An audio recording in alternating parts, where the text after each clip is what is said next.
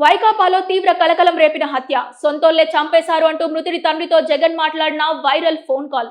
పల్నాడు జిల్లాలో రాజకీయ వర్గాలను తీవ్ర దిగ్భ్రాంతికి గురి చేసిన వైకాపా నేత నలువురి చెన్నారెడ్డి హత్య ఉదంతంలో సంచలన పరిణామం వెలుగు చూసింది. ఈ హత్య వెనుక ప్రత్యర్థులు కాకుండా స్వయంగా సొంత పార్టీ వారే ఉన్నారంటూ మృతుడి తండ్రి భాస్కర్ రెడ్డి ఆవేదన వ్యక్తం చేసిన టెలిఫోన్ సంభాషణ ప్రస్తుతం రాష్ట్ర వ్యాప్తంగా రాజకీయంగా హాట్ టాపిక్ గా మారింది. గురువారం రాత్రి మాచర్ల నుంచి రెంటాలకు ద్విచక్ర వాహనంపై ఒంటరిగా వస్తున్న చెన్నారెడ్డిని టార్గెట్ చేసిన దుండగులు అత్యంత కిరాతకానికి పాల్పడ్డారు.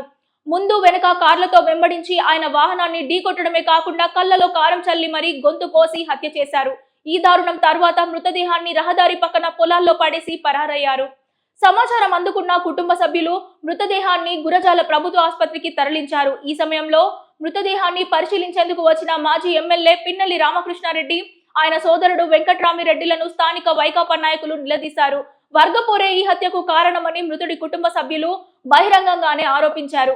ఈ నేపథ్యంలోనే ఆసుపత్రి వద్దే మాజీ సీఎం వైఎస్ జగన్ తో పిన్నెల్లి రామకృష్ణారెడ్డి మృతుడి తండ్రి భాస్కర్ రెడ్డిని మాట్లాడించారు.